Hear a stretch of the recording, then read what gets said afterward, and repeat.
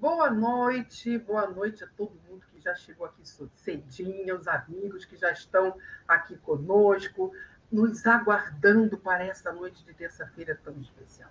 Porque toda vez que nós temos mais um episódio dessa nossa série, toca no nosso coração, a gente já fica nessa ansiedade para chegar, tanto que hoje eu estava aqui vendo, temos vários amigos hoje que estão ao vivo pela primeira vez, como nós temos a nossa amiga Isis, lá de Lisboa, que está aqui assistindo pela primeira vez, que ela diz que sempre assiste no dia seguinte, por causa do fuso horário, que nem a nossa amiga Patrícia de Royos.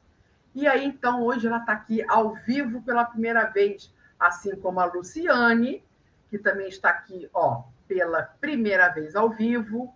Temos também o senhor Francisco. Boa noite, senhor Francisco, que também está ao vivo hoje, também pela primeira vez.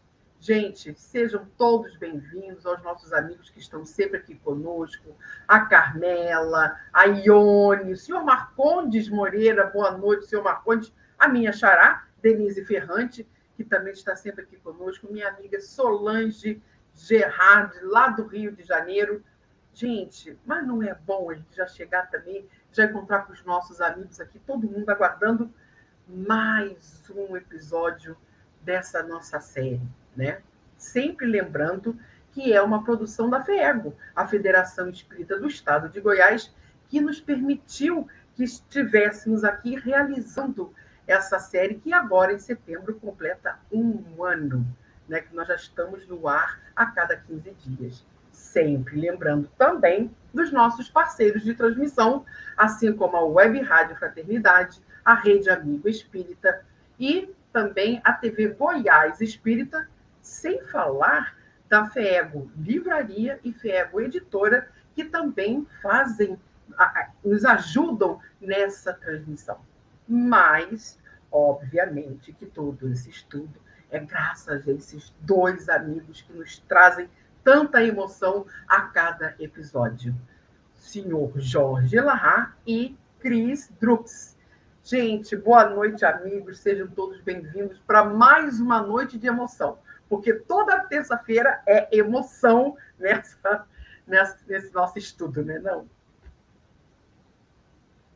Estou pensando aqui que a gente está se avizinhando aos 200 anos, né, da independência, e cada vez mais a gente se aproxima dessa data, que não que ela tenha um significado físico, né, porque as datas elas são maleáveis, digamos assim, mas ela tem um significado espiritual muito grande quando a gente se debruça sobre esse livro, né, Denise, né, Alá?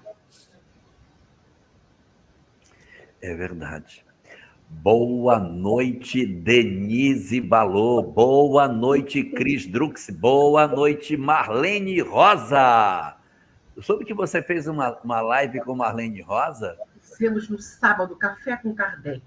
Nós passeamos nas obras de Kardec falando sobre aflição. Marlene sempre arrasou, né, Ela? Foi uma live assim que a gente ficou assim, com a Marlene. Muito bom. E olha quem está aqui com a gente também, gente. Olha aqui, olha aqui, olha aqui. Camila Pará! Meu Deus, Camilíssima! Olha! Camila está aqui com a gente hoje, gente. Olha que coisa boa também. Ai, que maravilha, gente. E a mãezinha de Camila, né? Mãezinha de Camila. A Lili Fará também está aqui com a gente, aqui, ó. Tá? Ó, Lili Fará também está aqui com a gente.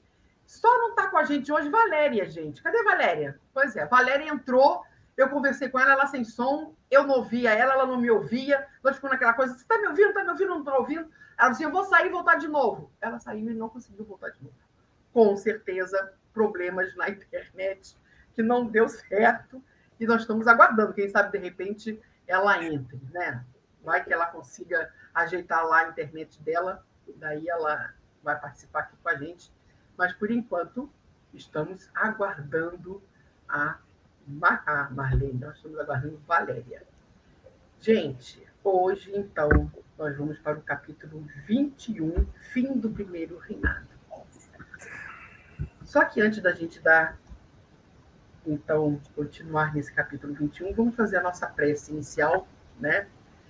Pedindo aos benfeitores espirituais, aos nossos anjos da guarda, que permaneçam conosco nesse momento e assim, com os nossos corações unidos, vamos elevando esse coração e o nosso pensamento ao nosso Mestre Jesus, agradecendo pela oportunidade de estarmos aqui mais uma vez para esse estudo, para que possamos, assim, através desse conhecimento que nos traz essa obra, possamos cada vez mais conhecer o nosso país, cada vez mais sentir em nosso coração esse amor pela nossa pátria, pela pátria do Evangelho do nosso Senhor Jesus Cristo. Que toda a espiritualidade nos abençoe e permaneça conosco nesta noite. Que assim seja. Capítulo 21, fim do primeiro reinado. O que acontece no fim desse primeiro reinado? Que esse capítulo nos traz. Engraçado é o nome do capítulo, né? Porque o capítulo não fala do fim do primeiro reinado. Ele fala do fim do primeiro reinado. Ele não fala do fim, ele fala do fim. Ele vai mostrando como que o primeiro reinado, embora tenha sido tão curto, é nitidamente marcado por duas etapas. É como se ele tivesse duas metades. Uma metade com uma determinada ambiência espiritual, marcada por uma intensidade de energia, por uma intensidade de patriotismo, uma presença espiritual gigantesca, uma figura como Leopoldina, como José Bonifácio, toda aquela energia de mobilização da nação, todo aquele impulso, parece que de uma musculatura grandiosa que impulsionava para frente,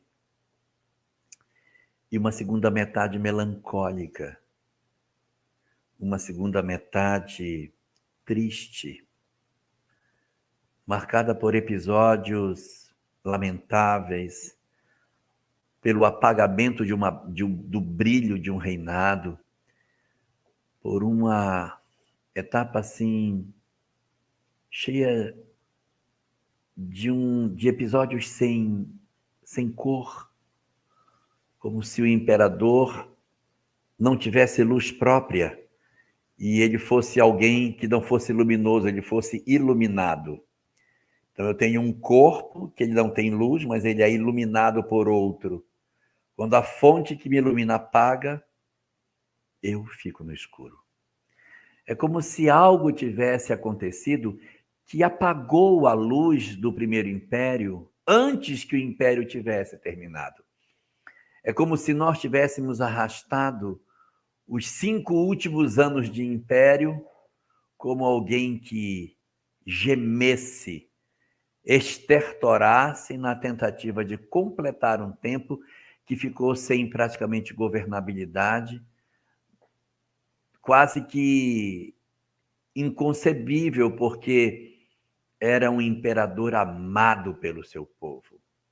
Um homem que em 1821 dizia: como é para o bem do povo e a felicidade geral da nação, estou pronto. Diga ao povo que fico. Isso era 1821. 10 anos depois, 1831, o homem não tinha mais popularidade, estava com a sua imagem profundamente desgastada, e o brilho, a luz, a majestade espiritual que circundava e que inundava de beleza o império, havia como que desaparecido. O que foi que aconteceu, Cris Drux? Pois é, a gente até comentava, né, Lahá e Denise, antes de entrarmos aqui para a reflexão em grupo, quanto esse capítulo é denso, né? Porque esse capítulo nos apresenta exatamente essa despedida, né? Essa despedida de esse elemento de luz, esse elemento que dinamizava os ideais da independência.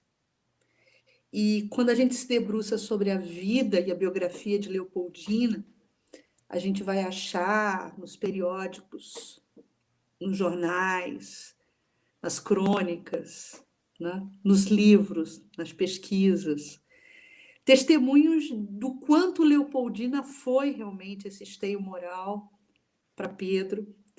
Ela ganha a alcunha de mãezinha do Brasil. Os brasileiros a amavam, a respeitavam, sentiam nela justamente a figura simbólica da liderança, da monarquia.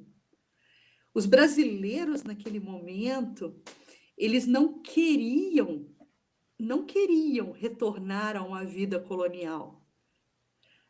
Humberto de Campos inaugura o capítulo dizendo que o sonho da liberdade sempre foi um sonho que permeou a terra do Cruzeiro, né? Esse sonho sempre embalou os espíritos que aqui ganhavam uma nova oportunidade reencarnatória. E justamente o jovem casal regente, eles inauguram juntos esse momento de liberdade. Porém, já falávamos isso anteriormente em outros encontros aqui, que a gente gosta de diferenciar a liberdade da autonomia. Uma coisa é você se declarar independente, outra coisa é você forjar autonomia.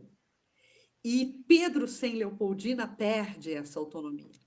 Ele ganha, como Elahá fala, o descaminho. Então, Elahá, a gente vai desenhar juntos esse momento tormentoso, digamos assim, do primeiro reinado, mas eu queria só, a título de sensibilização mesmo, para essas nossas reflexões iniciais de hoje, ler um trecho aqui de um livro, de uma biografia de Leopoldina, onde os cronistas da época falam o seguinte sobre esse cenário, sobre esse bastidor histórico. E Leopoldina foi essa mãe exemplarmente caridosa, de facílimo acesso, de coração aberto à beneficência. Foi amada e quase idolatrada pelo povo. Os testemunhos deixados sobre a imperatriz falam com eloquência e de forma recorrente sobre as qualidades pessoais que a faziam encantar todos os que a conheciam, a inspirar-lhes admiração, respeito e amor. O verdadeiro líder, ele inspira, ele não comanda, mas ele inspira. Ela é, sob todos os pontos de vista, uma mulher amável e respeitável. Testemunho de Maria Graham, que é uma inglesa que escrevia crônicas à época no Rio de Janeiro e conviveu com Leopoldina. Sua fisionomia meiga e aberta denunciava uma mulher excelente. Bougainville, também um convivas de Leopoldina na corte. Havia na sua bondade natural uma bondade natural, tanta benevolência. O costume de sofrer tinha tornado tão perfeitamente boa que eu não sabia como manifestar o meu reconhecimento. Testemunho de Bougainville. As pessoas sofridas, às vezes, elas desenvolvem calos, mas outras desenvolvem uma pele tão fina sob a cicatriz que a fazem sensíveis a dores alheias, né? E esse era o caso de Leopoldina. Dotada de uma paciência sem limites e de uma bondade igual para com todos, Barão de Marechal. A encantadora simpatia que falava em todos os gestos e palavras, a grande bondade que, de par com a brandura e a majestade, transluzia. Vejam as qualidades e os adjetivos que ela usa quando fala de Leopoldina, que ela emitia luz, transluzia de cada um dos seus movimentos. Tudo realçava aquela figura encantadora. Carl Seidler, outro que conviveu com Leopoldina nesse momento tão difícil, né? onde ela quase já se despedia, na medida que ela desencarna em 1829. E Pedro abdica em 1831. Então, Leopoldina fez falta. Leopoldina deixou de existir e, com isso, o primeiro reinado sofreu abalos. Eu queria só destacar aqui uma coisa que você estava comentando no princípio, que eles eram jovens e eles representavam o ideal da liberdade. Então, de certa maneira, a sociedade brasileira, ela colocou esse casal como o ícone do novo, o ícone do belo. Imperadores jovens, ele tinha 23 para 24 anos, ela também muito jovem. Imagina que você tem uma nação comandada por um casal jovem, uma mulher extremamente inteligente e que tinha um coração grandiosamente bonito, bondoso. Gente, o quanto deve ser inspirador você dizer assim, os meus imperadores são jovens, mas a minha imperatriz é de uma bondade, é de uma inteligência, e eles são afinados, porque ela planeja e ele executa, ela pensa e ele faz, ela cria e ele realiza.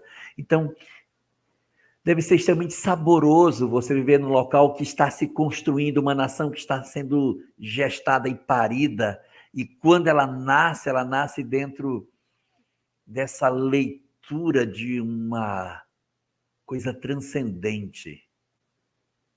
E aí, de repente, a personalidade de Pedro parece não suportar a grandeza dela. Ele começa a demonstrar a dificuldade de acompanhar o idealismo dessa mulher.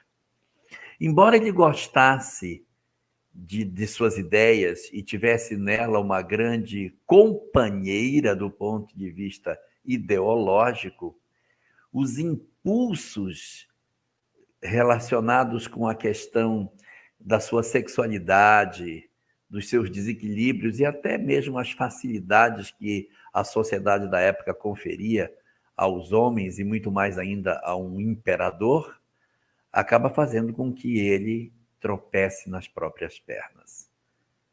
Uma quantidade imensa de amantes, incontáveis amantes, a cada vila, a cada encontro, vão fazendo com que ele vá perdendo o pudor de expressar os seus sentimentos por mulheres que não eram sua esposa.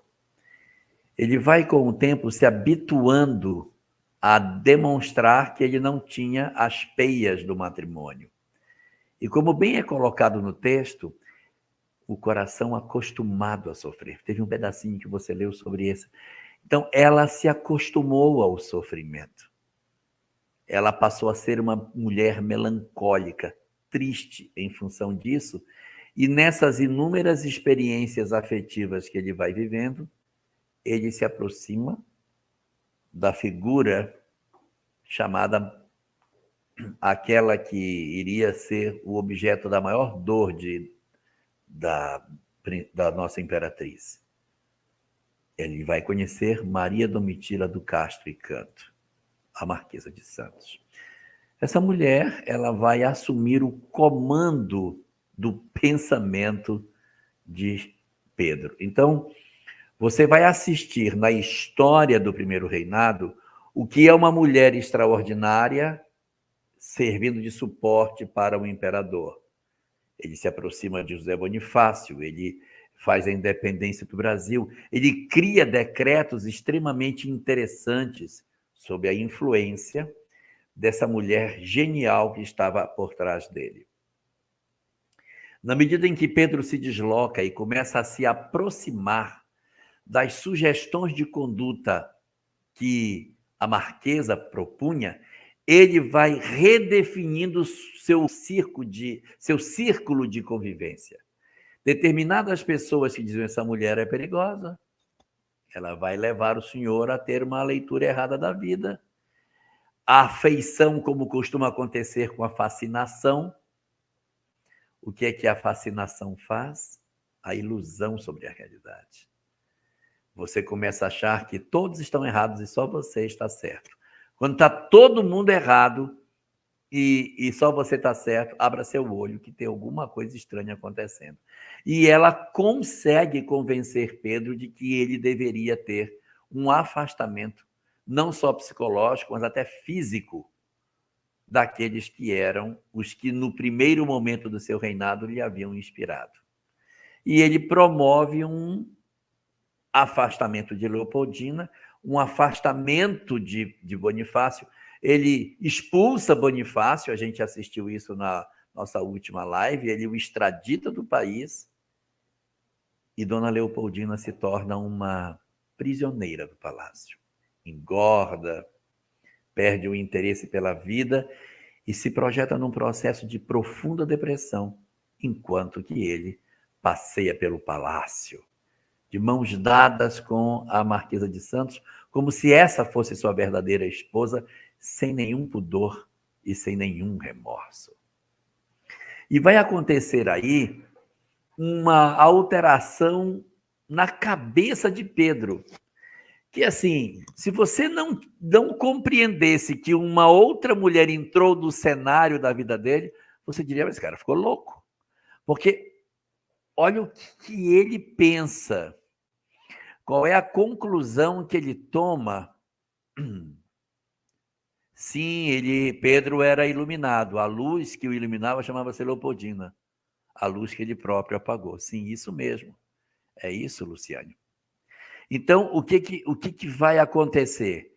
Ela redefine os objetivos dele. Porque, vamos lá, qual era o objetivo dele quando estava com Leopoldina?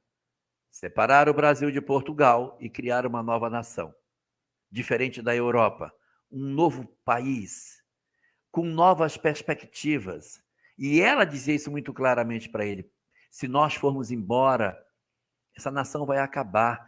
Nós vamos ficar e vamos construir. Os grandes ideólogos do século XIX, do período de reconstrução da própria França, enxergavam no Brasil como a maior promessa de reedificação da monarquia, porque as monarquias europeias estavam todas fadadas à desgraça depois da Revolução Francesa. Então, as monarquias constitucionalistas e toda a queda da monarquia europeia apontava para que realmente o futuro da monarquia estivesse com os dias contados naquele continente. Então, o Brasil, puxa, era a grande oportunidade de se construir uma nova realidade. Então, esse é o pensamento de Dom Pedro, que faz a proclamação da independência e que motiva todas aquelas mobilizações da cabanagem, da sabinada, da balaiada, de todas aquelas movimentações que aconteciam para garantir a verdadeira liberdade do Brasil. Então, estava tudo muito bem. Aí, quando ele começa a se aproximar da Marquesa de Santos, ele cria uma nova ideia, totalmente diferente. Olha a ideia que ele começa a ter. Ele começa a pensar, puxa, mas eu sou o rei, sou o imperador do Brasil. Mas eu me apartei de Portugal. Meu pai está velho. Meu pai vai morrer. E eu vou perder essa boca, porque eu não vou ter mais como ser rei de Portugal. Então, ele pegou e ele mandou a filha dele para lá. Ele tinha uma filha chamada Maria. Então, ele manda Maria para Portugal e diz, tu fica aí esperando meu pai morrer. Quando meu pai morrer, você é minha herdeira. Eu estou vivo, mas eu não posso ser imperador de um país que eu cortei. Só que ele era português nato, ele não é brasileiro nato. O filho dele, Pedro II, é brasileiro nato, mas ele não era, ele era português nato. Então, a filha Maria II vai para Portugal para assumir o comando. Só que ele tinha um irmão chamado Miguel, que era o segundo na linha sucessória. Miguel, filho também de Dom João VI, quando acontece a desencarnação do pai em Portugal, ele diz, não, Se é para ser da minha sobrinha, que seja eu o rei, ué. Muito lógico, né? Não, já que meu irmão não quis, né, não foi, não virou imperador do Brasil, então vai curtir para lá. Maria, você é minha sobrinha, lamento muito, mas quem vai ser o rei de Portugal serei eu, Dom Miguel serei o rei de Portugal. Você não tem por que ser, porque na linha sucessória não é meu irmão mais velho, sou eu, não é você. Então, cria-se uma cisma, porque Miguel decide que a sucessão do trono em Portugal é dele. E ele está do lado de cá. Então, quando ele começa a perceber que essas mobilizações estariam acontecendo, ele diz, não, vamos fazer o seguinte, eu acho que aquele negócio de independência ou morte não é bem assim. É uma independência e quase morte. Porque o que a gente poderia fazer? Agora que a gente já provou que nós somos uma nação independente, a gente poderia fazer uma aliança com Portugal. Não é para a gente ser mais colônia. Não é para ser colônia. É um Reino Unido. A gente vai voltar, mas vai voltar porque quer.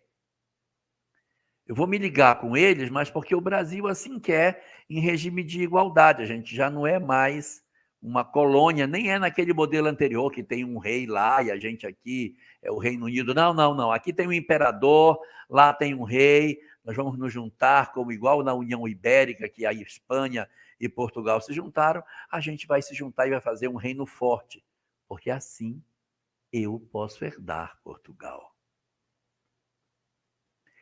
Olha o pensamento que ele fez. Quando ele faz esse pensamento, você acha que ele vai agradar os brasileiros ou não vai agradar? Uhum. Dona Denise Balô.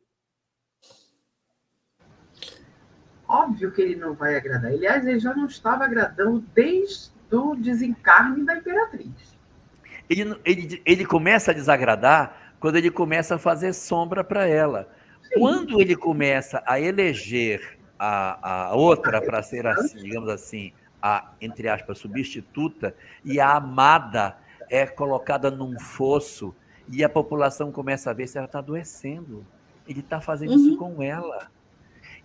Se ela é amada, ele passa a ser odiado. Então, começa a haver uma rejeição. Ele é rejeitado pelo tratamento que ele dispensa a Leopoldina. Ele é rejeitado pela falta de pudor na corte com relação à figura da Marquesa de Santos. Ele é criticado pelo seu autoritarismo na Constituição de 1824. Ele é criticado porque ele pega o seu grande parceiro, que é o José Bonifácio, expulsa do país, exila o cara que foi o grande mentor da vida dele. Olha a influência que uma mulher pode fazer na vida de um homem. E aí ele manda Bonifácio para fora. Então ele tinha uma série de motivos para desagradar a população. Não satisfeito com isso, ele diz, vou me juntar com Portugal de novo. Eu acho que vai ser bom, porque pelo menos eu poderei amanhã ser o rei de Portugal e do Brasil, e não só um rei daqui. Olha só, a Camila nos traz a seguinte informação. Li que ele não dava dinheiro a ela para justamente controlar até a sua alimentação, o seu acesso à comida, já que ela comia por impulso. Sim, ela ficou depressiva e ela compensava com comida. E ele controlava até o dinheiro, que é para ela não comer tanto. E ela dava o dinheiro quando ela pegava, ela dava dinheiro aos pobres. Sim. Ela morreu totalmente endividada. Ela vendeu todas as joias. A gente está falando de uma princesa que se tornou imperatriz, mas uma princesa da maior casa da Europa, os Habsburgos. Ela trouxe um acervo imenso de joias. Né? Um acervo imenso de joias. Ela se desfez de todas as joias para custear, a partir de certo momento, todas as ações sociais e ações beneméritas que ela inaugurou, né, nesse período, né, de regência. E depois Pedro já não mais liberava, né, digamos assim, esses insumos, e ela começou a vender as suas próprias joias, suas próprias roupas, se desfazer dos seus pertences para poder manter minimamente os assistidos. Eu quero fazer uma errata aqui. Leopoldina, eu falei 29, eu acho que foi 29, 26, mas ela desencarna em 26. Fez com 29 anos. Com 29 anos, exato. Foi isso que me confundiu, Elahá. E isso, Elahá, e o que Denise está comentando também, né, que Pedro não deu conta com a ausência dela, é que quando ambos declaram a independência, havia um próximo passo a ser executado juntos, e seria um próximo passo muito difícil, porque o Brasil ele sempre viveu com esse conflito, dado as suas dimensões continentais. O Brasil sempre viveu esse desafio da manutenção dessa unidade territorial, né? Mesmo antes da independência, alguns estados brasileiros, hoje estados brasileiros, antigamente províncias da época colonial, principalmente Pernambuco, aquelas províncias mais robustas, né, viveram momentos de separatismo. Então, quando é declarada... Diga, Lahá. Pode falar. Eu quero só separar dois tipos de eventos. Sim. Quando acontece a proclamação da independência em 22, nós temos alguns movimentos contrários à independência, que são aqueles lá do norte, da cabanagem, da balaiada, da sabinada, que são movimentos feitos por portugueses que não querem que o Brasil se liberte. E aí ocorrem as lutas internas e os brasileiros vencem e o Brasil se torna independente. Então, essas movimentações que acontecem são no sentido de garantir a liberdade e a independência do Brasil.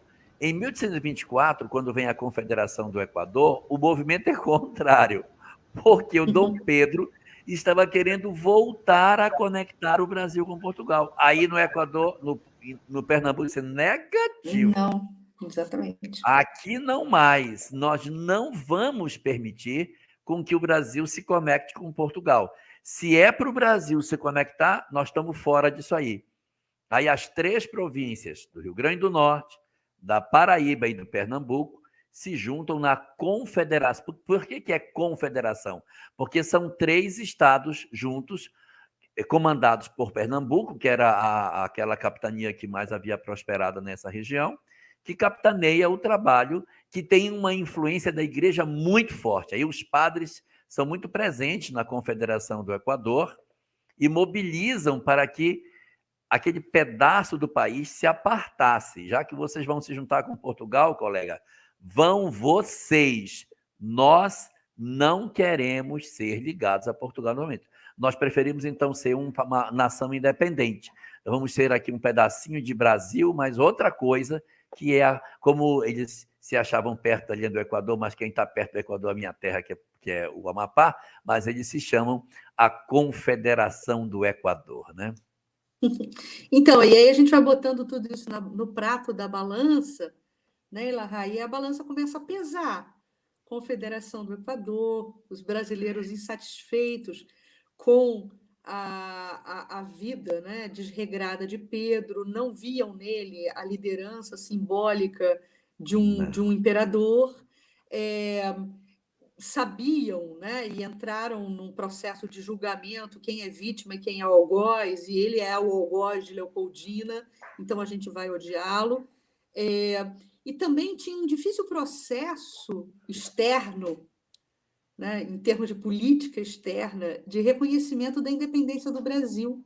Então, imaginem isso, lutas internas para contemporizar, né, essa rivalidade dos nativistas e dos portugueses, né, que tentando um equilíbrio de forças, e essa necessidade dessa chancela internacional, porque Pedro, né, também era uma figura mal vista, e eu acho que foi o Lahá que comentou isso na última live, nas cortes europeias. Então, a política externa também tinha dificuldade de reconhecer a independência do Brasil. Exatamente. Ele teve dificuldade para se casar. Porque ele tinha uma fama horrível, né? De mulherengo, etc. Mas eu queria resgatar, antes da gente passar para essa parte à frente, eu queria comentar um pouquinho sobre a Confederação do Equador. Essa Confederação do Equador, ela foi uma movimentação que teve uma presença muito forte da igreja. outra anterior à Inconfidência Mineira, onde Tiradentes participa, também o clero fazia parte. Mas o clero fazia parte secundariamente. Quem estava à frente desse movimento da época de Tiradentes eram os intelectuais, os que haviam ido para a Europa estudar, os poetas, os escritores, os pensadores, com alguma presença do clero. Nessa outra agora, de 1824, Confederação do Equador, o eixo central dela são os padres.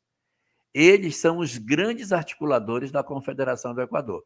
E um detalhe, tá? A bandeira de Pernambuco, ela é inspirada na bandeira da Confederação do Equador.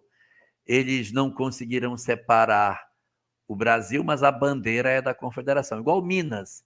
Minas usa a bandeira da Inconfidência Mineira, a bandeira que os inconfidentes geraram, que é aquela branca com o triângulo vermelho escrito Liberta Queseratamem, ou Tamen, sei lá como é que diz, e ela é a bandeira que foi herdou para Minas. Assim também a de Pernambuco, que é um céu azul, que representa o céu do Brasil, aí tem um arco-írisinho só de 3 cores, e tem uma estrela hoje só, que essa estrela é Pernambuco.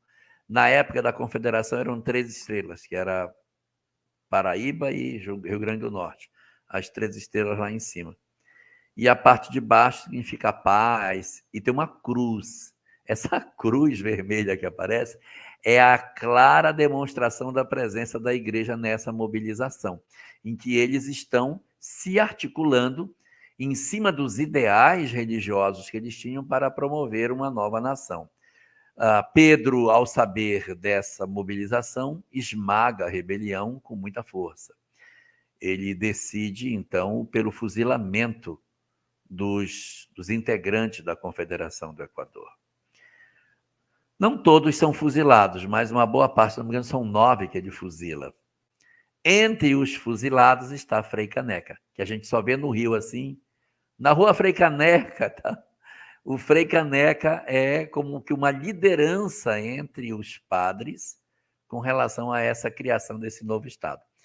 Quando eu era menino, falava-se uma coisa, eu nunca mais não vi ninguém falar mais isso, mas quando eu era menino pequeno, eu tinha assim, a idade da Cris, na escola, eu ouvia dizerem, né, não sei se isso realmente se consolida como verdade, mas que quando foi feito o fuzilamento dos integrantes da Confederação, os homens ficaram perfilados e os soldados não queriam atirar, porque os soldados também queriam a liberdade, não queriam voltar a ser aliançados com Portugal.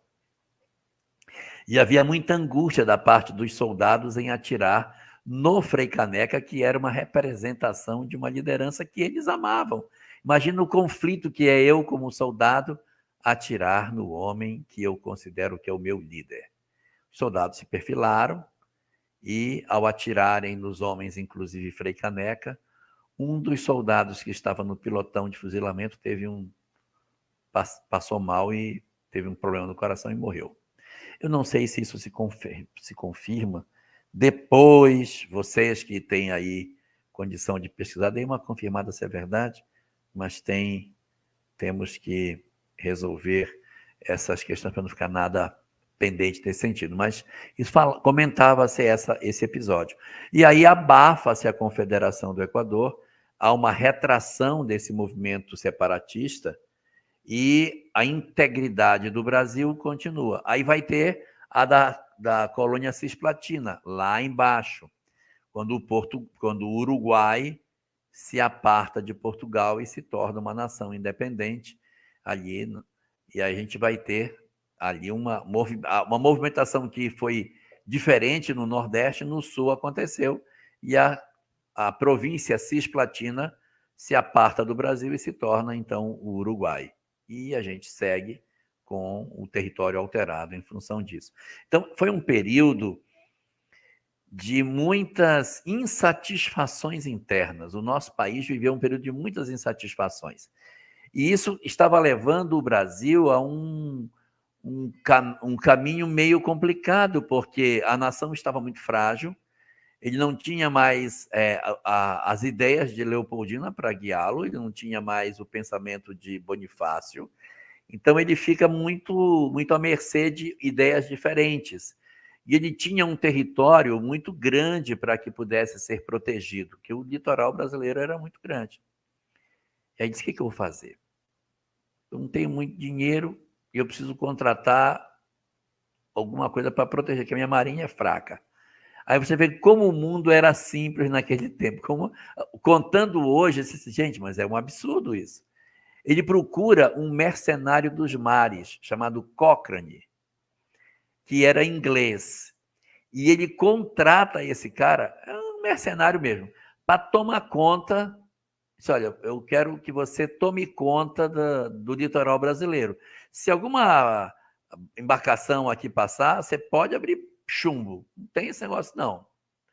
E aí, esse cara é contratado e diz, sim, mas você vai me pagar com o quê? Se eu vou te pagar com o que você puder pegar aí, que der para você pegar, tá liberado aí para você. Ele recebe um soldo pequeno, mas ele tem direito de poder usufruir das riquezas que ele puder pegar nas colônias. Então, assim, é quase que uma permissão para a pilhagem. É quase uma permissão para a pilhagem. E o cara topa.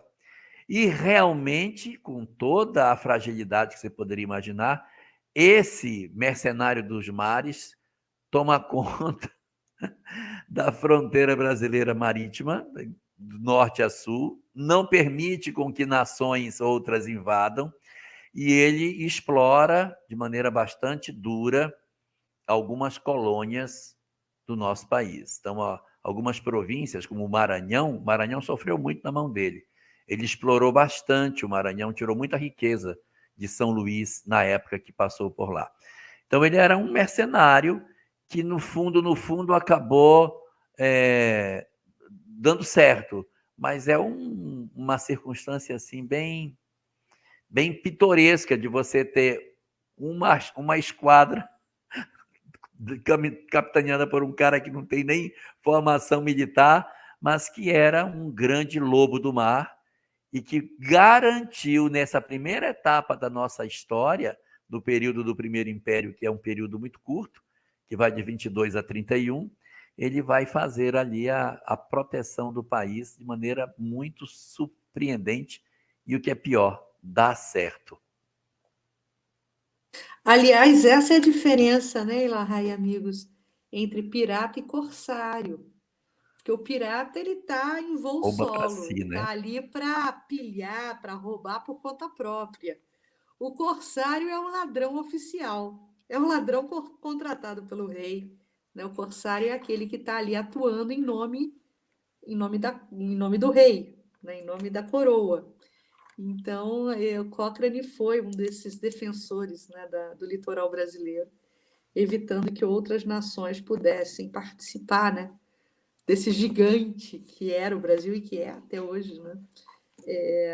Enfim, mas Elahá, já que a gente está fazendo uma live sempre, né, de cunho filosófico espírita também, Sim. criando, né, essa interlocução com a Ponte, história, né? com essa ponte, vejam que situação simbólica é essa situação do declínio de Pedro I.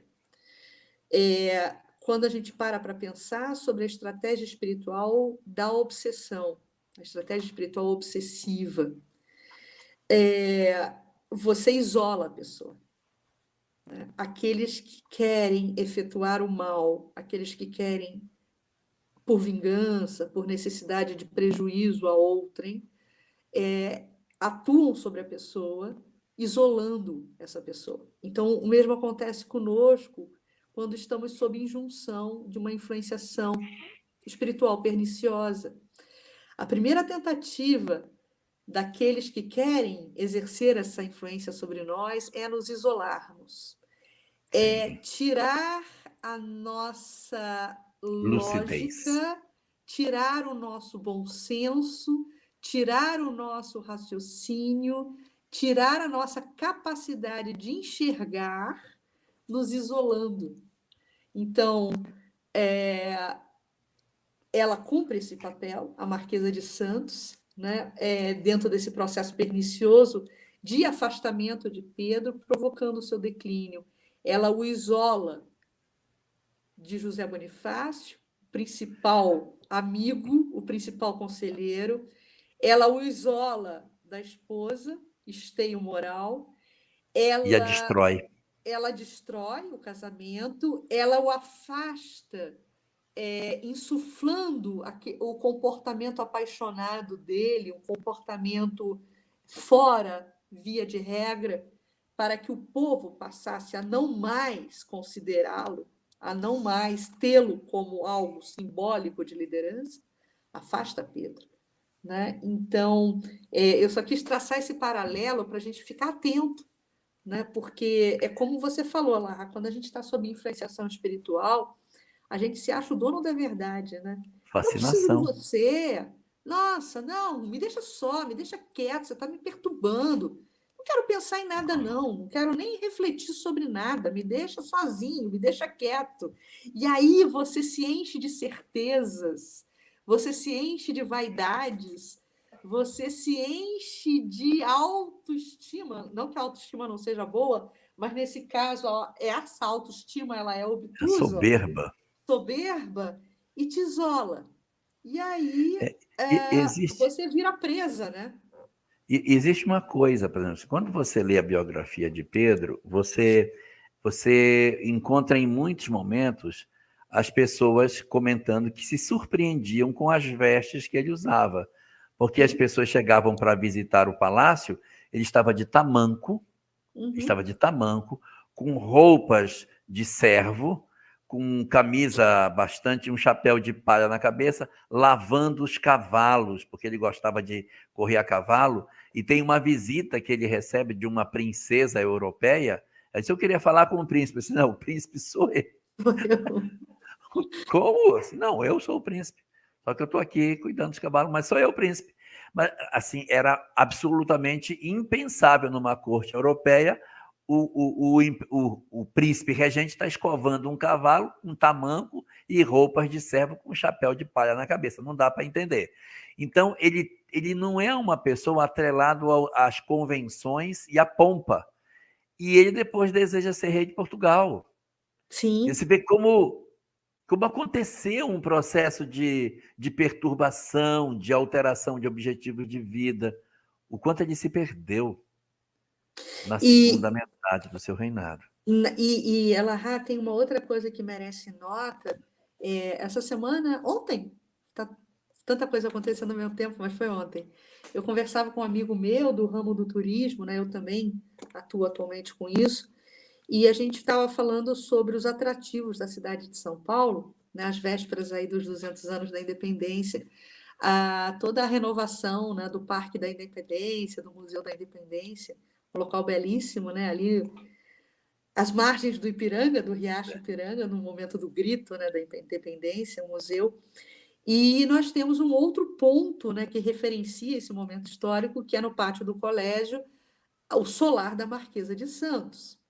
E nós dois comentávamos o quão é curioso, né, a demanda do público, porque o solar da amante, o solar da Marquesa de Santos, é um elemento, é um ponto, um atrativo turístico altamente cobiçado e altamente procurado pelo público. Visitado?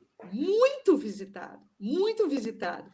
E o Parque do Ipiranga, o Museu do Ipiranga, que é, na verdade, matriz de todo esse cenário principal da nossa história, ele, em contrapartida, ele é desmerecido. Comparativamente com o solar da Marquesa de Santos, o índice de procura do local é muito maior, exponencialmente maior. Por quê? Porque o olhar do público fica aguçado, vamos visitar a casa da amante, né? Enquanto Esquisito, né? que, quer dizer, eu fico me perguntando assim, quais são os valores que permeiam essas escolhas? E eu acho que é para isso que a gente precisa ficar um pouco atento, para onde nós estamos voltando o nosso olhar, para qual é a valorização que nós estamos dando a determinadas coisas, né? Então, hoje, né, em pleno momento de progresso espiritual, de passagem do mundo de expiação e provas para o mundo de regeneração, nós ainda percebemos essa tendência humana, né? De Isso, valorizar o buchicho, isso valorizar a. fala, Diga, ela. isso fala muito de nós, né? Exato, exato. Fala muito de nós, ainda, infelizmente. E é por isso que a gente faz questão nesse programa de reverenciar os valores, de reverenciar a Leopoldina, a Imperatriz Leopoldina, enfim, tentar contar essa história por um viés mais justo, né? Por um viés mais justo. É interessante também, né, que nessa ambiência em que a corte vai se desenvolvendo, não se tem, quando se estuda a história, uma percepção muito clara do porquê que houve essa mudança no perfil da conduta de Dom Pedro. E a gente vai perceber isso à medida que a gente vai se aproximando. E esse capítulo, o capítulo 21, o próprio Ismael aparece pouco no capítulo, porque ele assiste, porque assim, eu não sei, mas a sensação que eu tenho é que foi desenhado um plano. Foi desenhado um plano. O plano foi frustrado, porque esses dois poderiam ser imperadores por muito tempo. O filho era muito novo, tinha 5 anos. Então, qual seria a lógica? Toca com esses dois por um tempo, mantém a estabilidade com essa mulher maravilhosa, com o Bonifácio dando suporte. Lá na frente, quando se tornar uma coisa mais adequada, eles então desencarnam e esse menino que já estará adulto assume, dando continuidade para o segundo reinado, numa coisa menos traumática. Quando isso não dá certo, então Pedro não suporta e acaba precipitando os acontecimentos indo embora. Eu acho que seria bom a gente falar um pouquinho sobre o final, por conta do horário. Vamos sim. Eu queria comentar sobre isso. Quer comentar sobre o finalzinho? O 31, o ano 31? Sim, eu posso até colocar aqui o que o Humberto de Campos nos entrega, e aí eu peço para você comentar também, meu amigo. Noite das Garrafadas, né? Aquela instabilidade política muito grande, partidos políticos se degladiando, né? Pró e contra monarquia, Pedro I, enfim. Depois da meia-noite, né? Um dia após a Noite das Garrafadas, depois da meia-noite, Pedro ele prefere ficar só no palácio. Ele busca Antes, solitude. deixa eu falar Fala. da Noite das Garrafadas. Então fala, por favor. Vou contar da Noite das Garrafadas, aí você entra e conta essa parte que é muito importante. A popularidade de Dom Pedro já estava no chão. Já ninguém mais estava querendo, mas ninguém suportava mais. Por todos aqueles fatores, ele já era malquisto. Aonde ele ia, as pessoas falavam. Ele ia para a missa, e nas missas ficava um buchicho, e ele já não era mais, porque ele era acostumado a sair e ser ovacionado pelo povo, o Salvador, nosso libertador. Essa figura se degradou de maneira muito rápida. E ele começa a ficar desconfortável em público. Onde ele vai, ele tem reações, já não tem mais a mesma popularidade de antes. Então, os comerciantes do Rio de Janeiro, que eram portugueses, e Dom Pedro também era português, os comerciantes portugueses, não, vamos fazer uma celebração, alguma coisa para falar que ele é querido, né? Porque tem tanta gente falando mal dele. Vamos preparar um jantar para ele. Então, eles decidem preparar uma recepção para Pedro, que está vindo para o Rio. E ali naquela rua Quitanda, ali no centro do Rio de Janeiro, ali próximo da Igreja do Rosário, eu acho que é próximo da Igreja do Rosário, por ali, né, Rua Quitanda? Então, ali naquela região, ali próximo da Rua do Ouvidor, Rua da Quitanda, eles preparam uma noite para recepcionar o imperador. E é uma noite de festa, de celebração e tal. E muita bebida. Naquela época, não existia garrafa PET. Não tinha garrafa PET. Também não tinha PET, não tinha latinha. As coisas não tinha não era na latinha que abria, nem era na PET, era tudo na garrafa de vidro. Então as bebidas estavam todas em garrafas de vidro. Quando chega a noite, quando o negócio começa a acontecer, os brasileiros, que eram, na verdade, resistentes à figura de Pedro, começam a provocar os portugueses. E aí o clima vai esquentando, vai esquentando, e aí começa uma briga. E quando essa briga começa, você tem uma polarização política que aconteceu naquele período e há um confronto físico, briga, confusão. E aí as pessoas pegavam as garrafas e davam com as garrafas nos outros, jogavam. Não é assim, pega a garrafa e bate só na cabeça. Eles começaram a jogar a garrafa. Um jogava a garrafa no outro. Então, durante a noite, houve muita garrafa jogada na direção dos outros. E isso vai durar mais de um dia. A gente chama Noite das Garrafadas, mas, segundo os historiadores, foram 3 dias de confusão. Ficaram brigando por ali até que a polícia veio e tentando apaziguar. Então, o que aconteceu no final dessa história? Uma noite que seria para celebrar que o povo gostava dele, terminou no quê? Uma demonstração clara de que tem muita gente descontente com você. Isso acabou com ele. Isso aí foi em meados de março. Foi em março que acontece isso.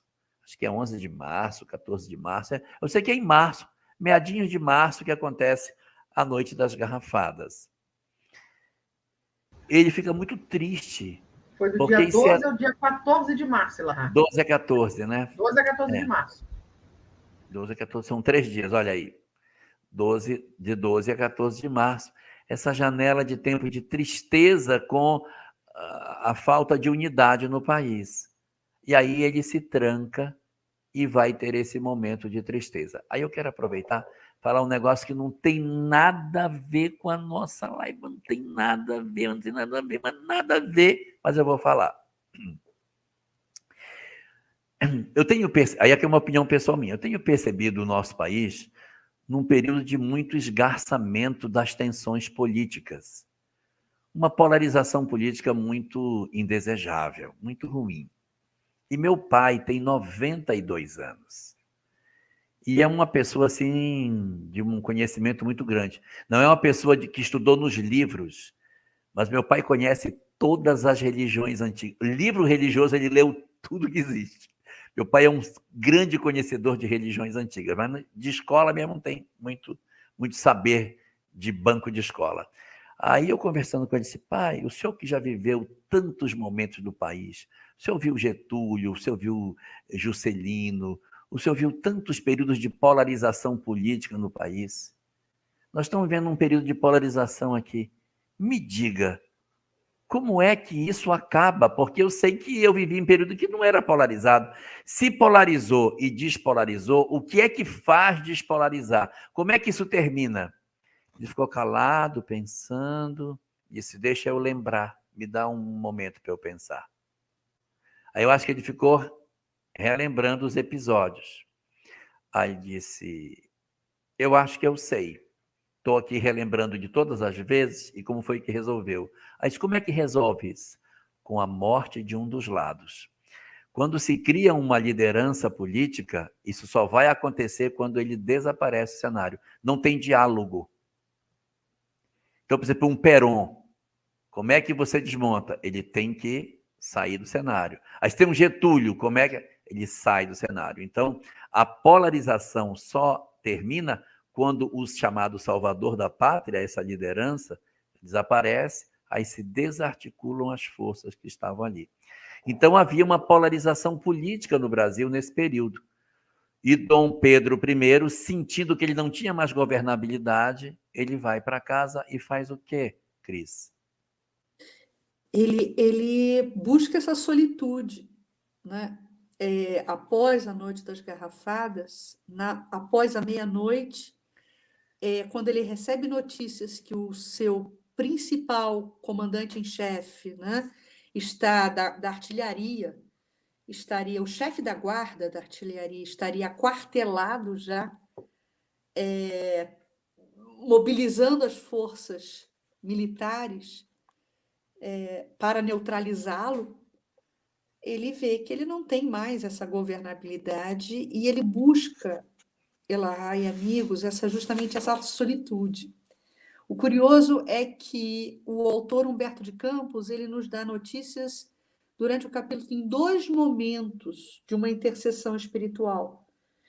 No início do capítulo, Humberto de Campos nos fala sobre o comportamento intempestivo de Dom Pedro I, e nesses momentos de maior quietude emocional, Humberto de Campos explica que os benfeitores espirituais procuram influenciar as ideias de Dom Pedro I, nesses momentos de quietude emocional. Sob os auspícios da Leopoldina. Da Leopoldina. Ele aproveitando o psiquismo dela, quando ele se acalmava, ele fazia grandes eles decretos. Influenciavam. Eles influenciavam nesse sentido, né, de mostrar as opções. Sim. Guardando sempre a ideia de que todos temos o livre-arbítrio.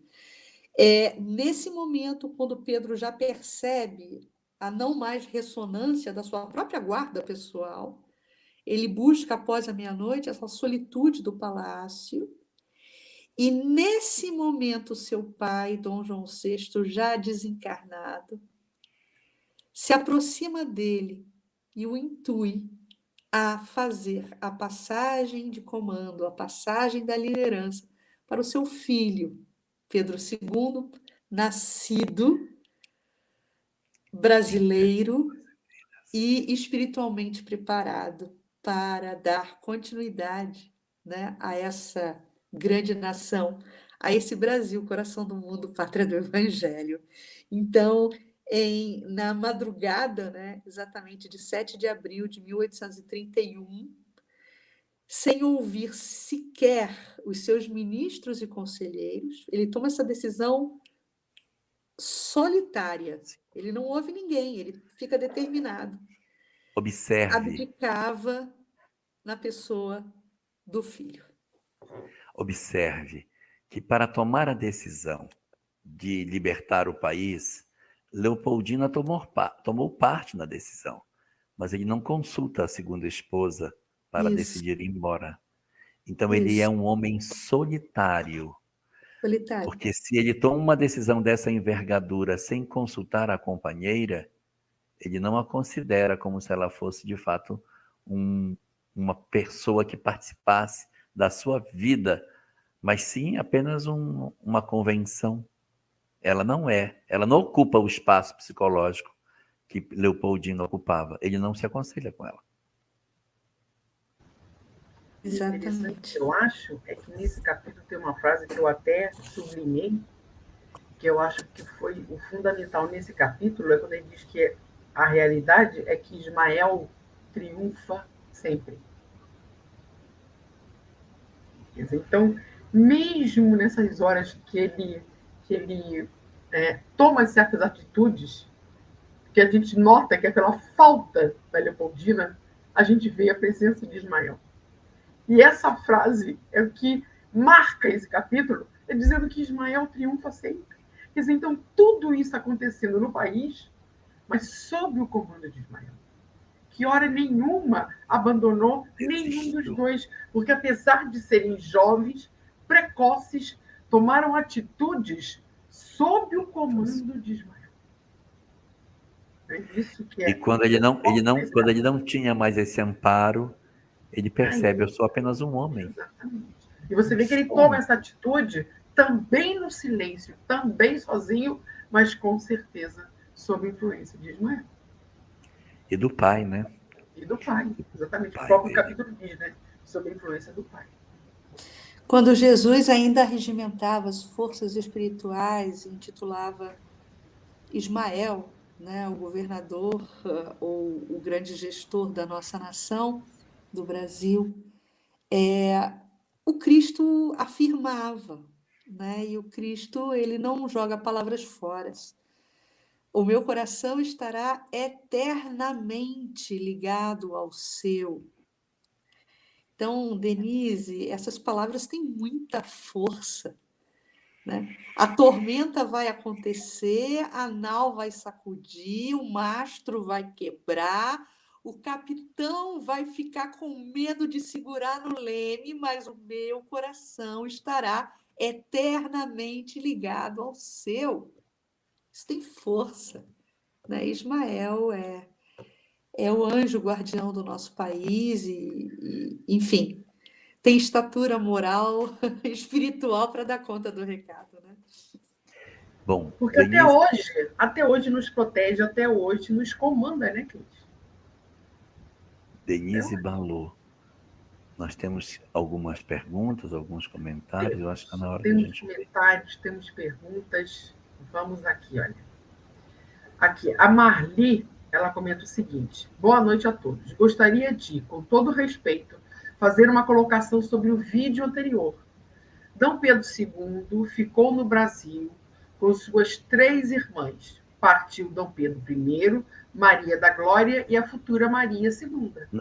Não, que seria Maria da Glória, que seria a futura Maria. Então, partem só 2. Só parte Dom Pedro e Maria da Glória. Maria da Glória, porque a Maria II já tinha ido, né? Não, Maria II é ela. Maria da Glória se torna, no futuro, A Maria II. Ah, tá. Então, é a mesma pessoa. É a mesma pessoa. Maria da Glória, que seria a futura Maria II. Porque Maria I é a Maria Louca, Dona Maria Louca, mãe de Dom João VI. De Dom Pedro, sim. Bisavó E a dela. Daniela fala o seguinte, Cris. Agora, todas as vezes que escuto sobre Leopoldina, eu lembro da Cris. Desde a live passada. A Cris, quando ela fala, a Dani mesmo na outra live, ela comentou que a Cris, quando fala da Leopoldina, o olho brilha. E realmente, ela nos comove toda vez que ela fala de Leopoldina. E a Camila também comenta que Leopoldina é a figura que precisa ser contada, falada, precisa vir à luz do conhecimento. O anjo. Também, a nossa Lívia. Agora, a Maria José, ela diz o seguinte: fiquei angustiada ao saber que personagens espíritas do Brasil, citados no livro, inclusive Bezerra, Ismael e o próprio Humberto de Campos, seriam rustanguistas. E aí ela pergunta aqui: pensei no livro Boa Nova, que adoro. Também estaria contaminado? Como lidar com isso? Muito bem. Então, bota a primeira. Bom, primeiro é importante saber o que é esse termo que nem todas as pessoas presentes têm intimidade com ele. Durante o período do século XIX, no ano de 1864, exatamente quando estava sendo publicado o Evangelho segundo o Espiritismo, também é publicada em Paris uma obra chamada Os Quatro Evangelhos. É uma obra que é trazida em 3 volumes, chama Os Quatro Evangelhos, mas ela só tem 3 volumes, porque ela quer comentar os 4 evangelhos numa obra que tem 1.300 páginas. E esse texto, escrito por um advogado da época, Jean Baptiste Rustin, por isso o nome rustanguista, ele traz uma tese, que é uma tese que inspira toda a obra dele. A tese se baseia no pensamento de que Jesus nunca teria encarnado na Terra. Jesus seria um agênere, uma entidade que se materializou e que viveu entre nós materializada e que depois se desmaterializou. E ele traz essa argumentação para justificar Jesus andar sobre as águas, Jesus aparecer num canto, aparecer no outro, as aparições após a crucificação. E ele traz essa tese.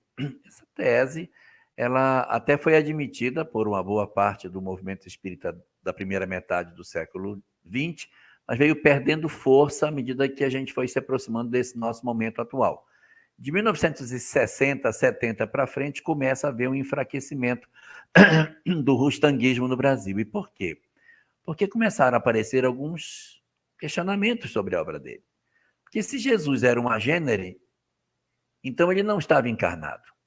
Então o que foi a crucificação? Uma farsa? O que era o sangue na cruz?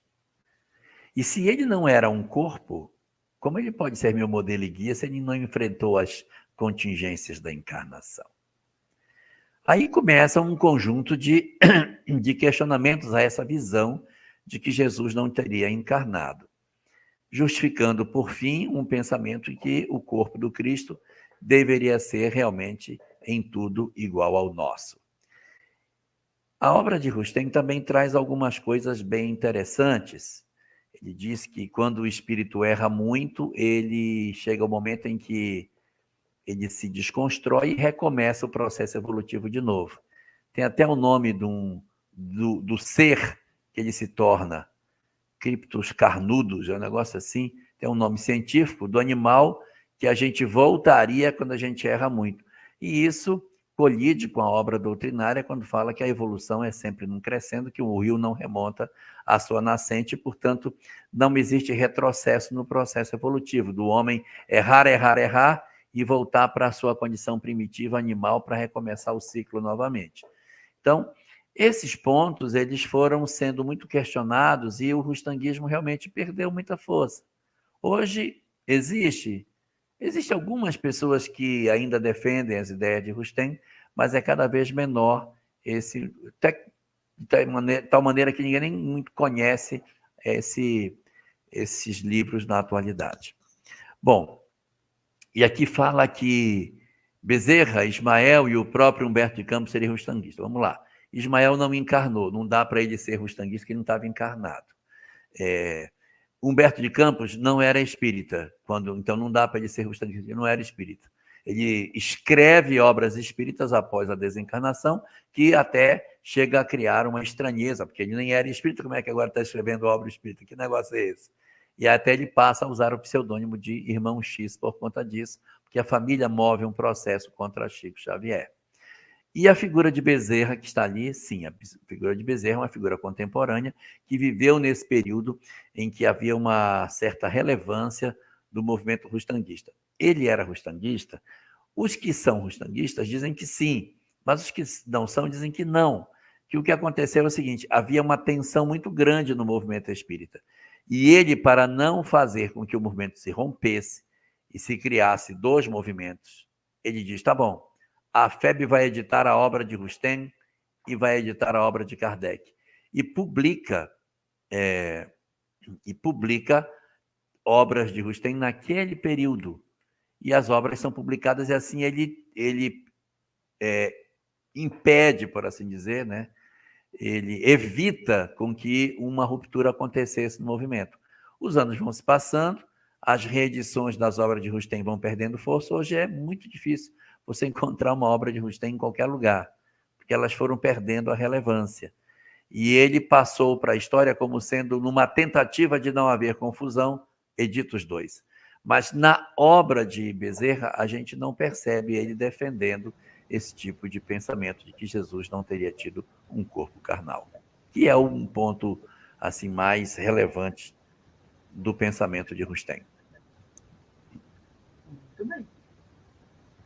E a Camila também comenta, no livro, com as trocas de cartas com a irmã, fica claro o quanto ela amava o Brasil, Dom Pedro, a justiça maravilhosa, correta, um exemplo de resignação. No próprio capítulo, ele fala de uma mulher nobre cujas renúncias e dedicação se elevavam ao heroísmo supremo. É a Lívia. Que era Leopoldina. A gente está fazendo uma especulação aqui, né, Elahá, das origens espirituais de Leopoldina. Quem seria? Aonde está, né?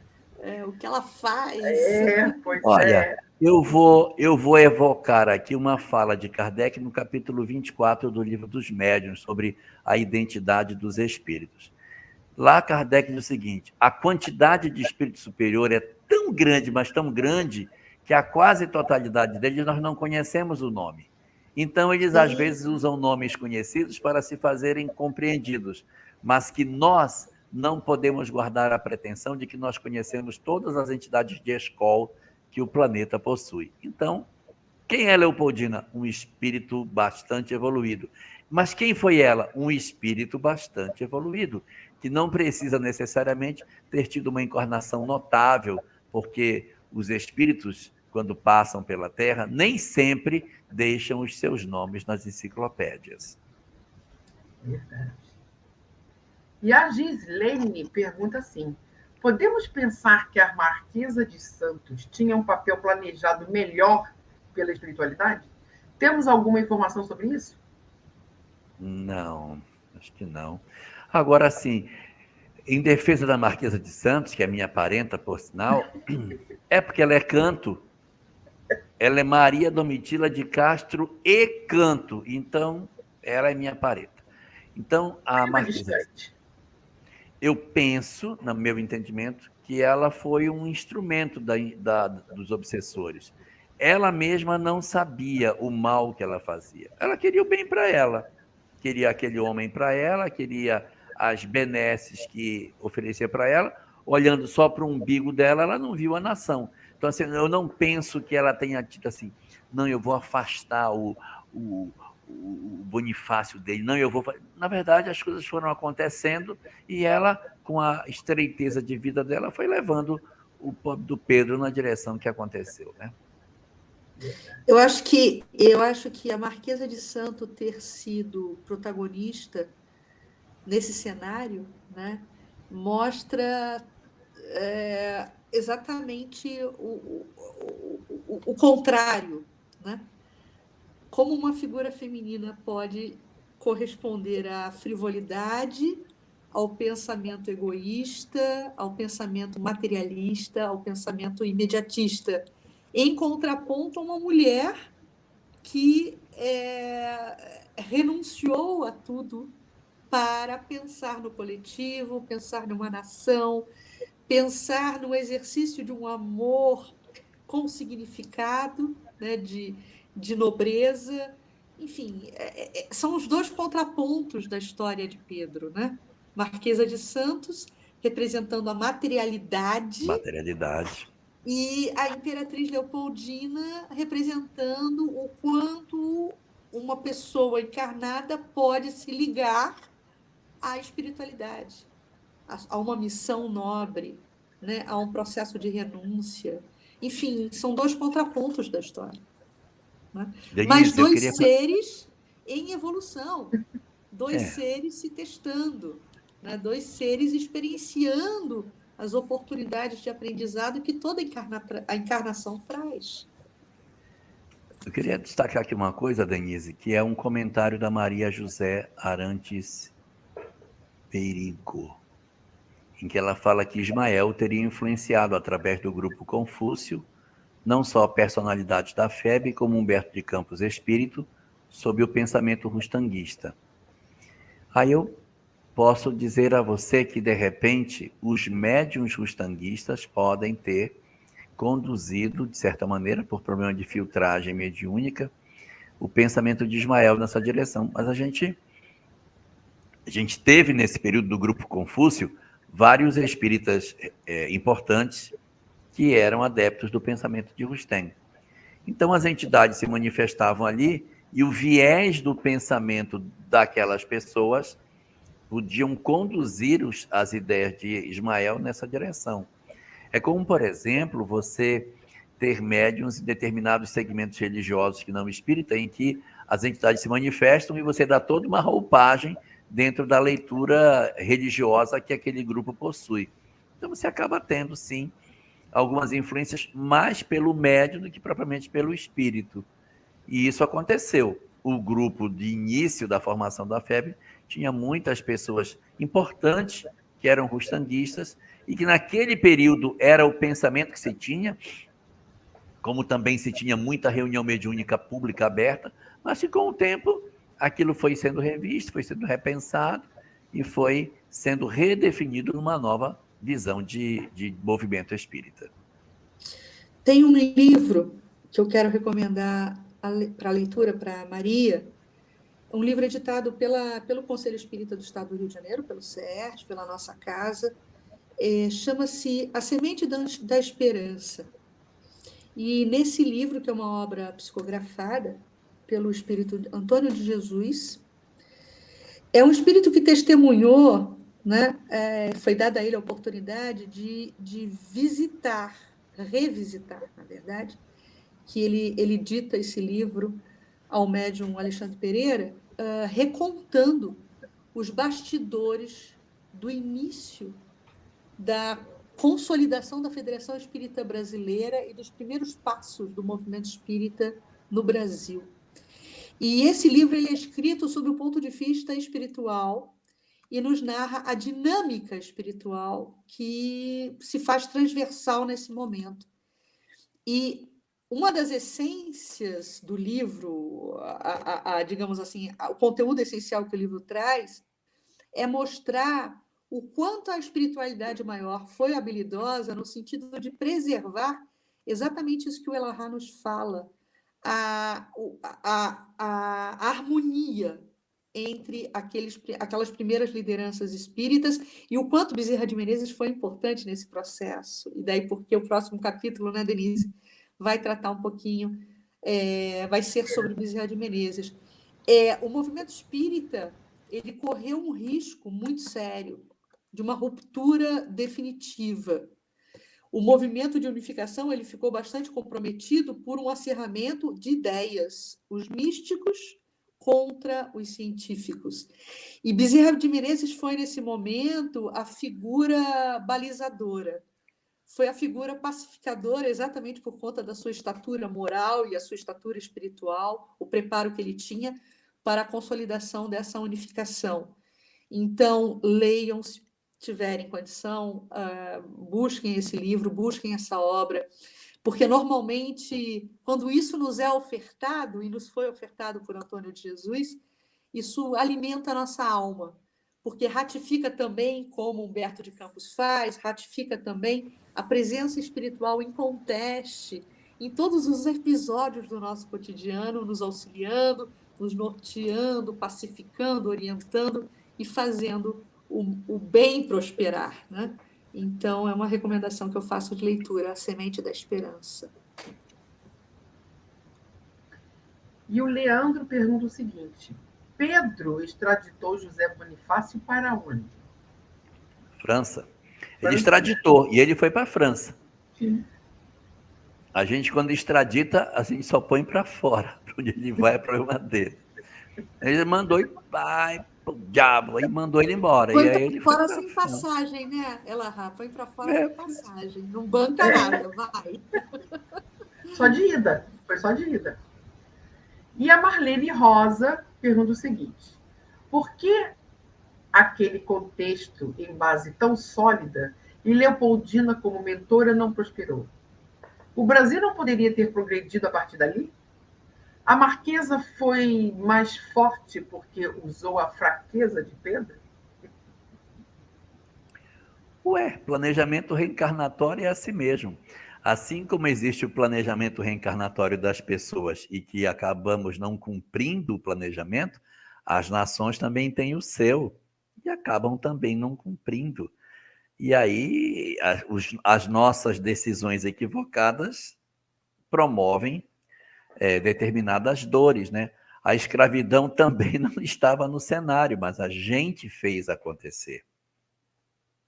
E também esse triste e melancólico fim do primeiro reinado não era a perspectiva, porque ele se constrói em cima dos erros e não se planeja erro. Então, analisando pela lei de causa e efeito, eu posso dizer a vocês que as traições de Pedro não estavam no planejamento reencarnatório, porque ninguém planeja o erro.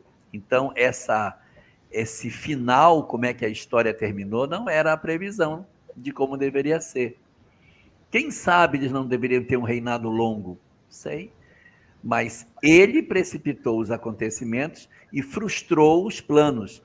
E a espiritualidade, que tudo aproveita, fez com que ele, de repente, vou usar até uma expressão meio forte, que ele se desestruturasse, que ele se desgraçasse, que ele errasse, mas o Brasil feliz, né? Porque você coloca o país na mão de um menino de 5 anos, com tutores, não há ruptura política, o menino atravessa o período da sua infância, assume o reinado e vai até 1889 reinando. Então é um negócio muito surpreendente, né? Esse período todo de gestão de um único monarca, desde o período de 31 até 89, são 58 anos de reinado que ele vai ter. Muito bem. E a Regina diz o seguinte, boa noite. Assistindo ao vivo pela primeira vez. Mais uma que está ao vivo hoje pela primeira vez com a gente. Estou em Macapá. Quero dizer para o Jorge que o censo passou hoje na minha casa, mas infelizmente o formulário não tinha pergunta sobre religião. Na minha casa passou sábado e também não tinha. Engraçado. A Regina está lá em Macapá e também não conseguiu responder. Eu não estava em casa. Aí o recenseador passou e meu filho que o recebeu. Aí ele disse, o nome do responsável pelo domicílio. Aí deu meu nome. Aí ele disse assim, é o do IBGE? Eu disse, é o do IBGE. Aí o recenseador disse, deixa eu sentar para fazer bem devagarinho dele, porque ele é o meu chefe. Coitado. Coitado. Olha, e o Leandro dos Pera, eu quero dar o meu boa noite para a Camila Ferraz, que está presente na nossa live de hoje. A Camila Ferraz é importantíssima. Seja muito bem-vinda, Camila. Conheci Camila agora em Juiz de Fora. Juiz de Fora? Sim. Vamos lá. Mas o Leandro nos lembrou de uma coisa aqui, olha. Falando em 200 anos da independência, hoje chegou ao Brasil o coração de Dom Pedro I. Ontem que chegou, né, na realidade. Isso é muito importante que a gente observe, não pelo aspecto do ponto de vista de adoração. O coração. O coração de Dom Pedro é o coração de Dom Pedro, só isso. É o coração, é um monte de célula que já está até decomposto e tal. Não é esse sentido, é o sentido metafórico. E até porque o coração dele não é necessariamente o coração de um espírito superior, não é um coração de Leopoldina, é um coração só de Dom Pedro, que pertenceu a tantas mulheres. Então, ali, o que está querendo se representar é o ícone da independência do país. Mas não que a gente tenha que adorar e fazer disso um objeto de culto, mas é uma representação histórica no sentido de um objeto que, de certa maneira, tem a ver com a nossa história. É como você visitar o túmulo de um parente. O parente não está lá, mas é uma maneira de você se remeter ao pensamento daquilo que ele foi. As tumbas e as múmias dos faraós, que já têm 5.000 anos, quando você olha assim, nossa, que coisa incrível. Mas ninguém está adorando aquilo, mas é o aspecto histórico que aquilo representa. E a Janaína concorda com as palavras da Daniele. Fui na livraria e vi o livro da Leopoldina. Lembrei da crise do Jorge. Quer dizer, então, falou em Leopoldina, falou em Dom Pedro, vocês dois agora vêm na memória de todo mundo. Na memória de todo mundo. Mas a Regiane, ela faz o seguinte questionamento. Tem uma pergunta relacionada ao episódio onde conversamos sobre o período pré-descobrimento. Para onde encaminho a minha dúvida para não atrapalhar o andamento da conversa de hoje? Pois muito bem, Regiane, para cá, olha. Esse é o e-mail que você pode, não só a Regiane, mas todos, né, que querem fazer uma pergunta, que no meio da semana lembra da pergunta e agora não tem como fazer, podem enviar para esse e-mail, que é acse@feego.org.br. E aí, então, quem vai receber todos esses questionamentos é a Valéria. E aí, sempre no próximo episódio, a gente traz, então, esses questionamentos, que é para não ficar realmente a pessoa com a dúvida, né? Então, a Regiane, que tem lá essa pergunta que quer fazer, lá do período do pré-descobrimento, então ela já pode mandar a sua perguntinha lá, encaminhar lá para aquele... Que a Cris responde. O Paulo Moro faz uma pergunta aqui. Como não são programados os erros, existem reprogramações pela providência divina, eu vou lhe dar a resposta que o menino deu para o psiquiatra no filme O Sexto Sentido. O tempo todo. Quando me pergunta, eu vejo pessoas mortas com que frequência? O tempo todo. É o tempo todo. O tempo todo você vai cometendo equívocos e a providência, porque veja, Paulo, não existe o futuro. Existe os futuros. Uma grande teia de opções. Senão não teria livre-arbítrio. Os mentores olham os vários caminhos e dizem, esse é o caminho, igual um GPS. Você quer ir daqui para lá, então o GPS, melhor caminho. Quando você sai pelo caminho que é o melhor. O GPS te dá o melhor caminho. Se você errar uma entrada, o que o GPS faz? Reprograma tudo. Agora você errou, agora não sei mais como é que você vai fazer. Volta para o começo. Não, o GPS, já acha outro caminho. O caminho que ele encontra não é mais o melhor, mas é o melhor nas circunstâncias do que você fez. Às vezes precisa dar uma volta, voltar, mas o GPS divino vai sempre refazendo nas opções que a gente tem, nos levando para o destino, que é a felicidade. A gente vem com um planejamento que é a melhor rota. Vai errando e o GPS de Deus vai reapontando, mas o final nunca altera, que é a felicidade do homem. O problema nesse contexto aí, meus amigos, é a gente perder o sinal. Porque quando a gente perde o sinal, não tem GPS que dê jeito. Aí fica perdido, literalmente. Então, recomendação de hoje, não percamos o nosso sinal de GPS. O cara vem e a Leopoldina desencarna, ele fica olhando para o GPS e diz, e agora? Perdeu o sinal. Perdeu o sinal. Desconectou. Ele perdeu o sinal. É verdade. E tem uma pergunta do Murilo. Diante de toda essa polarização política, ideológica que vemos hoje, tem relação espiritual com o que aconteceu nessa época da independência do Brasil? Boa pergunta. Olha, hoje ninguém tem nenhuma notícia sobre isso, até porque essas especulações entre pessoas vivas é muito perigosa, porque a gente acaba atribuindo a pessoas determinadas personalidades que acabam atrapalhando na atual presente encarnação. Então, é muito provável que esse cenário que a gente está vivendo tenha fios de conexão com a história do passado do Brasil. É possível. Pessoas que foram relevantes hoje, relevantes no passado, em novas edições, não só aqui, mas na Europa também. Não necessariamente pessoas que viveram história daqui, mas a história da Revolução Francesa, da Noite de São Bartolomeu, pode ter alguns resquícios dela na nossa história. A Guerra do Paraguai também tem muitas conexões com a nossa política atual. Então, a gente não consegue saber isso hoje, mas muito certamente existem essas conexões do ontem com o agora. E a Janaína, Cris, pergunta qual é o nome do livro. Eu vou escrever aqui. A Semente da Esperança. Esse livro ele é editado pelo SERJ.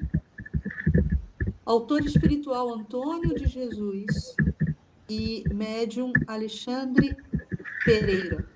Esse livro ele pode ser encontrado, se eu não me engano, além da Livraria Febo, que eu acho que a Febo estava comercializando o livro. Certamente esse livro está sendo comercializado pelo espiritismo.net. Então, se vocês entrarem no espiritismo.net, vocês vão achar como comprar o livro pela livraria virtual. Eu não vou poder ficar mais. Eu estou com o meu tempo estourado. Eu vou me despedir. Eu preciso me despedir de vocês, tá bom? E desejar que a gente feche a live, mas eu precisar ir porque o meu tempo acabou. Tá bom? Cris, é sempre tão maravilhoso na sua companhia. Poxa vida, é muito bom. É bom demais. Gente, uma boa noite para todos vocês. Denise, Obrigada, Elahá. Vai com Deus. até terça, ou Até antes. terça. Ou antes. Não sabe. E Uma estaremos de boa volta noite. dia 6 de setembro, né, Elahá? 6, 6 de setembro. tá bom? Tá bom, então. Vai com Deus. Obrigada, Elahá. Nada. Agora, Cris, eu estava aqui pensando para a gente poder encerrar esse capítulo 21, que fala sobre o final do primeiro reinado. E o que a gente pode aprender com esse primeiro reinado, fazendo todo uma volta em tudo que a gente estava vendo, diante desses três personagens, que foi Leopoldina, José Bonifácio e Dom Pedro. Eu acho que o que permeia esses três espíritos foi justamente o amor que ligou os três. Porque, querendo ou não, mesmo em todos os desvarios que Dom Pedro teve, houve muito amor entre esses três, principalmente no que se refere a Leopoldina com Dom Pedro e a José Bonifácio também com Dom Pedro, não só na questão do amor, como na questão da fidelidade, porque todos dois eram muito fiéis a Dom Pedro. Né? Quer dizer, então, eu acho que apesar de tudo que aconteceu com Dom Pedro, de terminar do jeito que terminou, mas foi muito amor envolvido esses três espíritos, não foi, Cris? Sim, e aí eu gosto muito também de fazer sempre a comparação de palavras entre fidelidade e lealdade, sabe, Denise? Porque tanto Leopoldina quanto José Bonifácio, eles foram fiéis a Pedro e leais ao Brasil. Então, havia permeando Leopoldina e José Bonifácio um pacto de nobreza de caráter, e um compromisso fecundo com esse planejamento maior espiritual para a pátria do Evangelho, para a consagração da pátria do Evangelho. Eles sempre perseguiram ideais nobres, ideais de união, ideais de licitude, ideais de harmonização, ideais de prática do bem. Enfim, lógico que a gente está falando de pessoas humanas que cometeram deslizes, mas se a gente puxa uma média ali de comportamento e de atitudes, a gente vai ver que esses dois se destacam em virtudes, né? Então, eu acho que a providência divina ela foi bastante atenciosa conosco, colocando esses dois espíritos no nosso cenário brasileiro, no nosso cenário político, abrindo caminhos, né? O meu sentimento, quando eu penso em Leopoldina e quando eu penso em José de Bonifácio e tantos outros mártires, digamos assim, desse Brasil que a gente quer ver acontecer, é de gratidão. É de gratidão. São espíritos que não recalcitraram diante dos seus desafios, diante das suas metas. E a eles a gente agradece, a eles a gente oferta sempre as nossas palavras, esse programa, né, a divulgação desses Principalmente no que se ideais. refere ao amor ao Brasil, né? Sim, Porque todos sim, os dois amavam não só o sim, imperador, como também o Brasil, né? sim. E o que me impressionou muito foi justamente essa fidelidade, esse amor que eles tinham ali entre os três, porque José Bonifácio, quando morre Dom Pedro, José Bonifácio faz a seguinte frase, ele deixa, que Dom Pedro não morreu, apenas homens ordinários morrem, heróis não. Quer dizer, Isso, então, para você ver o amor que ele tinha por Dom Pedro I, né?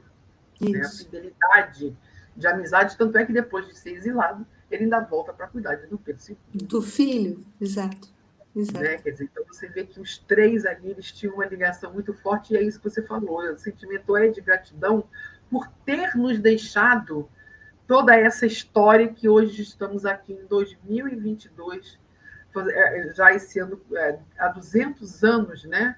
Vamos comemorar da independência, e aí estamos aqui falando desses três que nos deixa realmente esses exemplos de amor e amor a esse país, né? Denise, Então, a gente fala de talvez um gancho, né, para a gente entregar as nossas reflexões e aí partirmos para uma prece, quando o Brasil faz 100 anos da independência, a princesa Isabel sugere a construção de um monumento que marque essa efeméride. Então, no Rio de Janeiro é erguida a estátua do mestre, o Cristo Redentor, em efeméride aos 100 anos da independência. Em 1922, começa-se a construir um monumento que hoje é uma das 7 maravilhas do mundo moderno. E com essa augusta figura de Jesus, né, abraçando a cidade. É um monumento que, de qualquer ponto da cidade, quando você olha para o alto, simbolicamente você vê Jesus, você enxerga Jesus.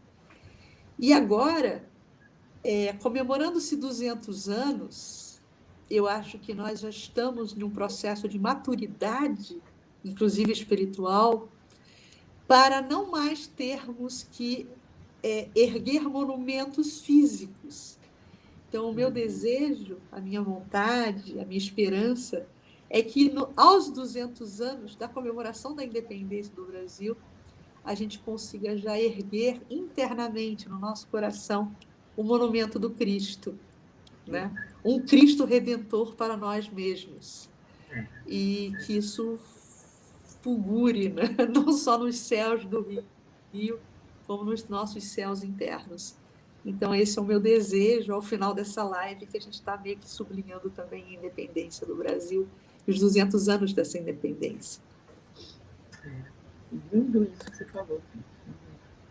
E lembrando que nós estaremos agora juntos novamente, dia 6 de setembro, com uma live especial, que não vai ser o capítulo 22, que é sobre Bezerra, vai ser uma live especial, então já vamos avisar a todos que no dia 6 de setembro, justamente por estarmos ali na Semana da Independência, nós estaremos, então, trazendo essa live especial, que eu já separei, a toalha já está aqui, vai ficar aqui 15 dias esperando, porque vai ser uma live também de chorar, porque vai ser muita emoção nessa live, nesse dia. Né? Então, mais uma vez, Cris, agradeço a você pelo trazer para a gente todo esse seu conhecimento, todo esse amor que você fala e traz para a gente a cada live, aos nossos amigos que estão sempre aqui participando, perguntando e também colaborando conosco durante a live, e retornaremos, se Deus quiser, no dia 6 de setembro. E aí, Cris, você faz então a nossa prece para a gente poder encerrar também? Então, queridos amigos, vamos elevar os nossos pensamentos nesse momento ao alto, exatamente nesse processo de gratidão. Obrigada, Senhor, pela oportunidade da vida, pela oportunidade dos relacionamentos, pelas oportunidades de relações sociais que nos fazem engrandecer, pelos aprendizados do cotidiano, tendo sobre nós sempre o vosso farol, o vosso evangelho, a vossa boa nova, como roteiro seguro para as nossas vidas.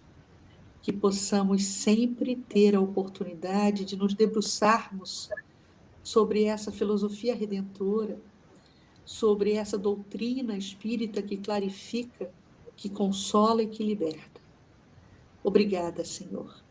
Ao término desse encontro, o nosso sentimento é de gratidão e renovamos esperanças para que daqui a 15 dias possamos estar novamente juntos aqui, em torno do teu evangelho, em torno da tua luz, Mestre.